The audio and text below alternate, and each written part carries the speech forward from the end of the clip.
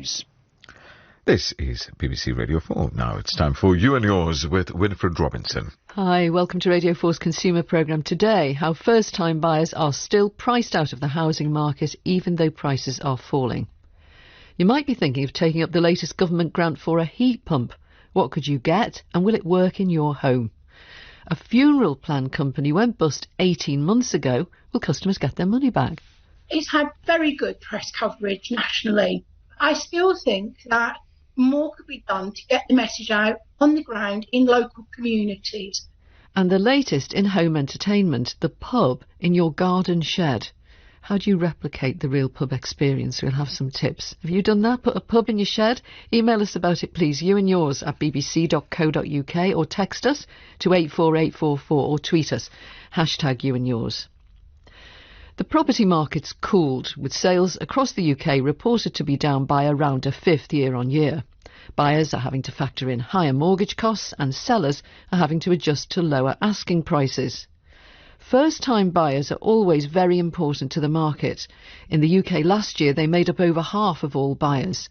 The number of first-time buyers was down by a tenth last year. All of those figures are from the Halifax. It has been reported, though, that there will be some help for first-time buyers later on this month in the Chancellor's autumn statement. Catherine Hampton is a You and Yours listener who lives in Mold in North Wales in a rented house with her husband and their 2 children. The couple are both family and youth workers and they're looking to buy their first home. Catherine told me about the type of property they'd like. Ideally, we're looking for something with 3 bedrooms and a space to work because we both work and study from home. We were looking anything between 180 and 240,000. And what has your experience been so far in trying to find a place within your budget? Oh, frustrating, really. We were offered new jobs back in February 2022 and we'd been saving for a while. We were ready to buy our first home, started looking and first of all, things were just out of our budget that were going to be big enough. We had so many viewings, perhaps 20 or 30 viewings.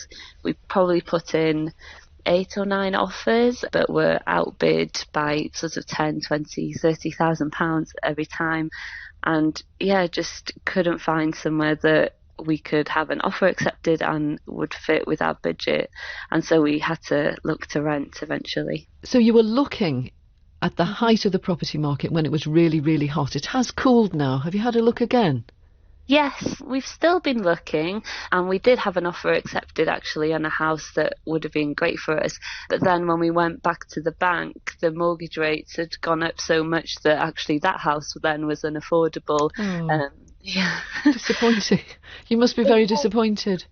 Well, it's just hard, we're ready to buy, we've been saving and just having the kids as well. It'd be nice to have somewhere, a bit of stability, a bit of space and just the uncertainty of renting. It doesn't feel good, when we want to put down roots. There was some research from the Halifax, I don't know if you saw that, but it suggested that first-time buyers are looking further afield now to find places they can afford. I think I said that you live in Mold in North Wales. Are you looking in Mold? Would you look somewhere else? Yeah, we would look. We need to be close enough to work, obviously, and also it's really important for us that our kids go to the Welsh medium school. And unfortunately in Wales, obviously, Welsh communities have another problem of second homes, and so we're sort of outpriced in those communities too. So yeah, we've been looking for whatever we can afford, but just nothing's been just right. So Catherine, what would help you to buy your own home?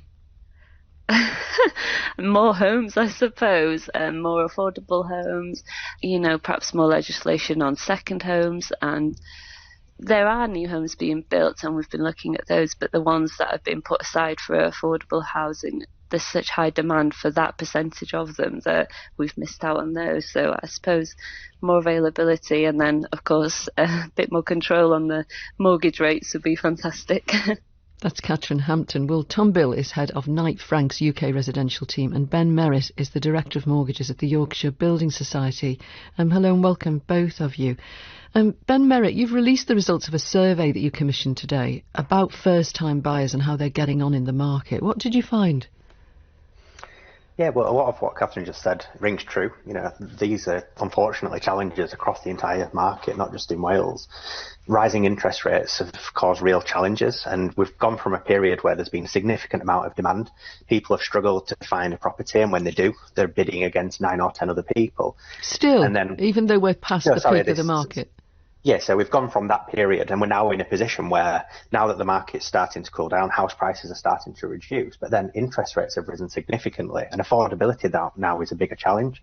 So we've gone from a period of significant demand to now, actually, it's difficult to get the mortgage because house prices have risen, and mortgage costs and interest rates have continued to rise.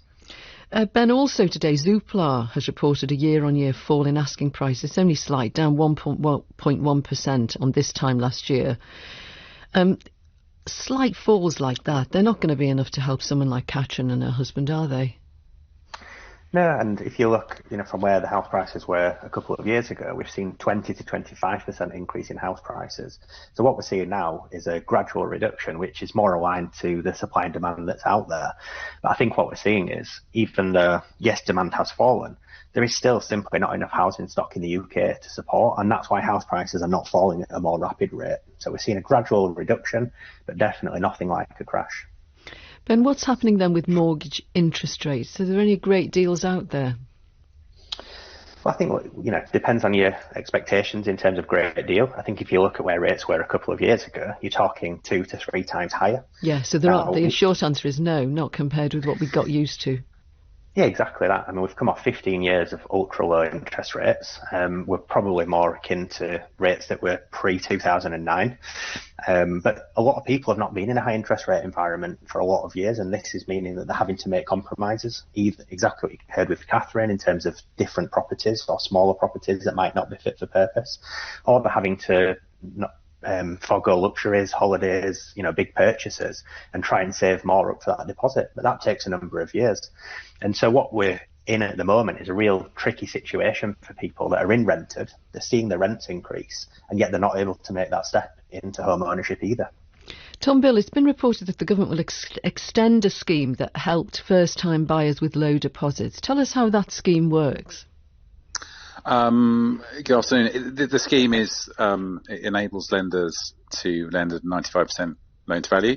At the moment, as you say, it's speculation. I'm not sure it's on its own is going to move the market. There are all sorts of other bigger forces at play, as as your callers are outlining at the moment, notably higher mortgage rates.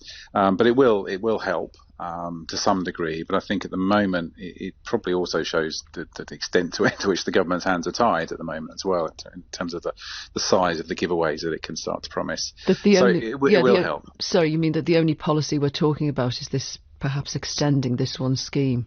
Yes, so there's an extension of that one scheme. There's also rumours swirling around stamp duty, as there tends to be. It tends to be the government sort of go-to mechanism to stimulate the housing market. I mean, it does work, but it's you can't really pre-announce stamp duty cuts because the market's obviously just sort of waits for the stamp duty cut to come into place. So we're sort of in the election countdown mode, I think, at the moment, where things are being promised by either side.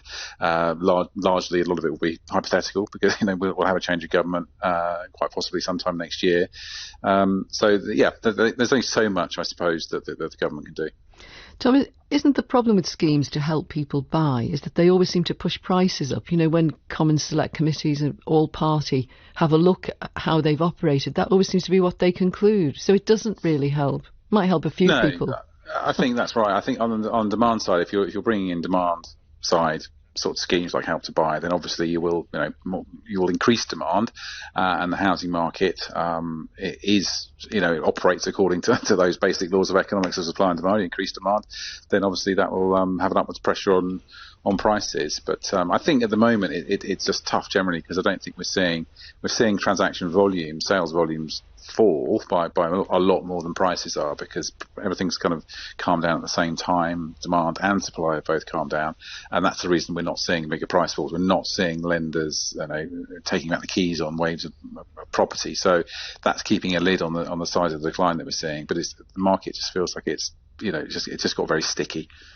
Tom, there seems to be a wide agreement, doesn't it, that prices won't come down until we build many more affordable homes. And that's what Catherine said, when I asked what would help you, she said if there were just more homes at prices I could afford.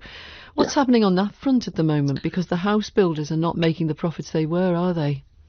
No, I think there is a need for more affordable housing, for more affordable housing, for more affordable housing, for more affordable housing, for more affordable housing, for more affordable housing, for more in the UK.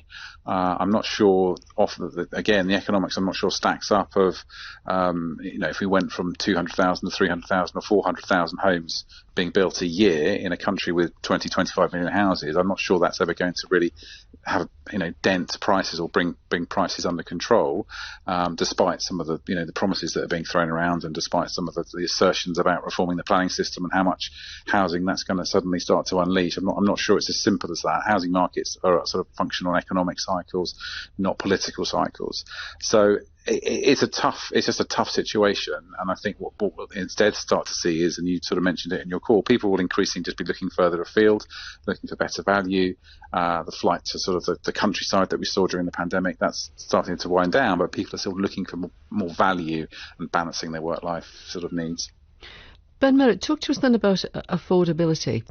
When you go to look to borrow now, is affordability as tight as it was, the rules after the crash when, the Building Society demands to look at your bank account and all your outgoings? What kind of multiple of salary can you expect to borrow now? Yeah, I mean, the way that lenders calculate affordability is they have to apply a stress rate. So can a customer afford to borrow the mortgage at a higher interest rate than what they're borrowing on today? Now, what the challenge that we've got at the moment is we know the Bank of England are trying to tackle inflation. That's pushed up the Bank of England base rate, which has consequently pushed up mortgage rates and standard variable rates. And the affordability stress rate is effectively calculated using that SVR. Now, what we're seeing then is that the amount people can borrow has been reduced quite materially. So, yes, house prices have fallen by a mild amount over the last year or so, but the amount that they can borrow has reduced quite significantly. Now, in terms of the checks that lenders do, yes, we will ask for pay slips and bank statements. That's not the main issue. The main issue really is, as you say, the affordability multiples.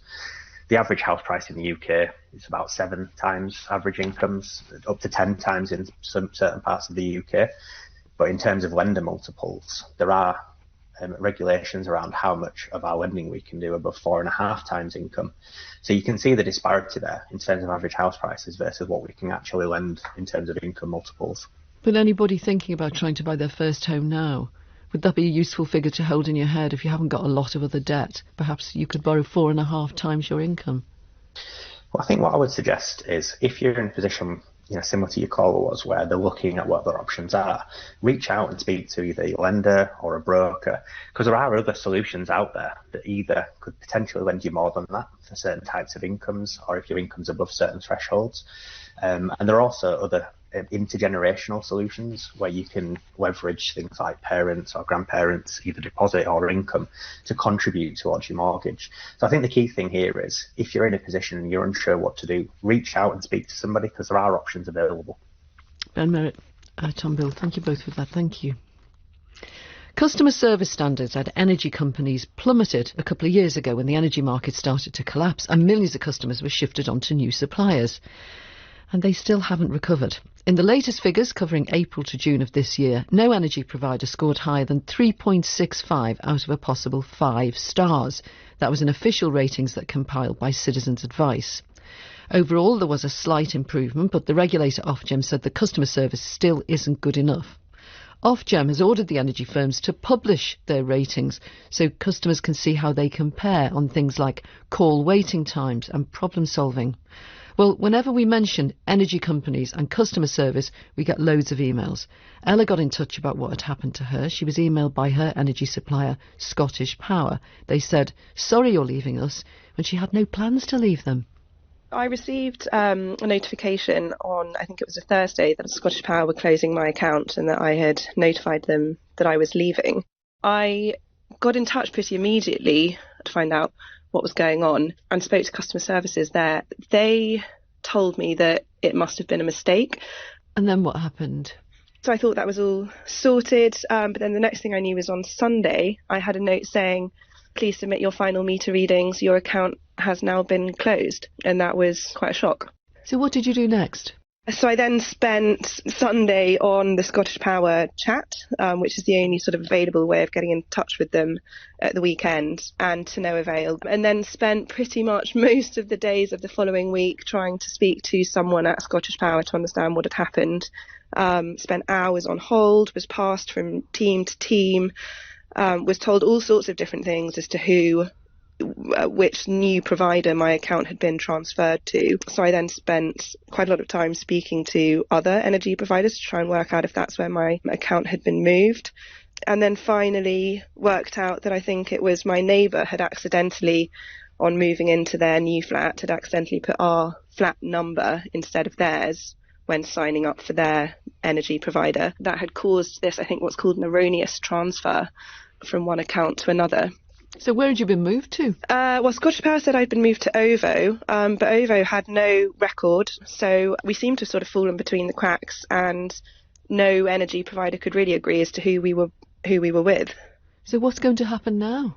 I've had an email from Scottish Power after days of chasing and calling and trying to follow up to say that the account will be reinstated, but that it takes 30 days to reinstate, which just seems extraordinary considering it takes 3 days for them to close with no authorisation from the account holder. So you've got to wait 30 days from when? When did the clock start ticking? I presume it started from when they sent the email, so a good sort of seven days, I suppose, after I'd initially got in touch with them. What do you think about it all, about what's happened?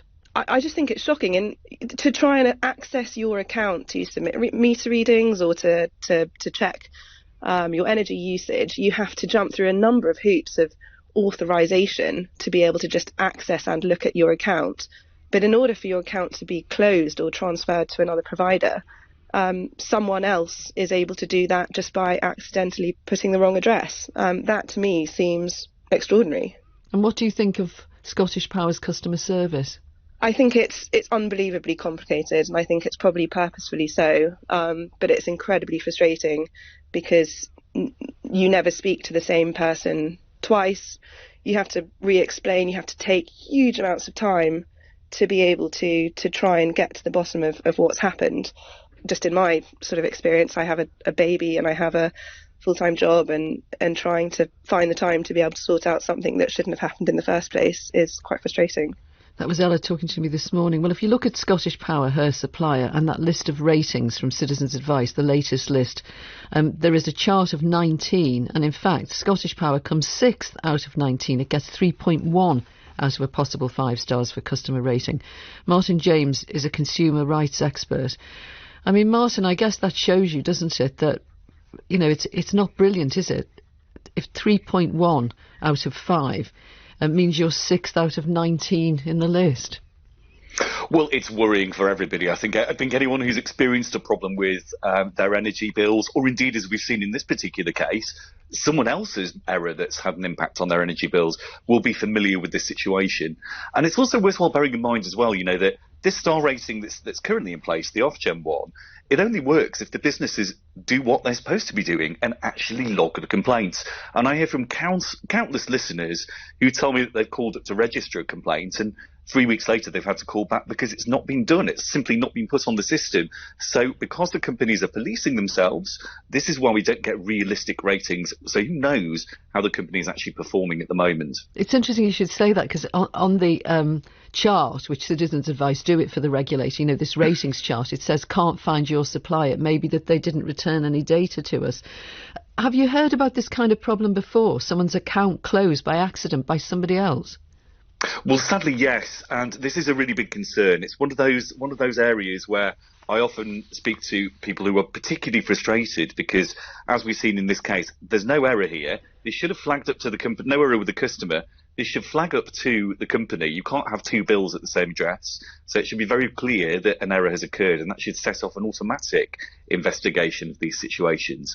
But sadly, we do get a lot of situations, and I certainly hear from loads of people who tell me that complaints issues have occurred because a company has made an error with a previous tenant or someone who is living in a different property, but then they're unable to resolve it because they're not the named person on the bill, even though they're getting the bills. So you end up with a very, very complicated scenario that can only really get sorted out when a complaint goes to the Energy Ombudsman.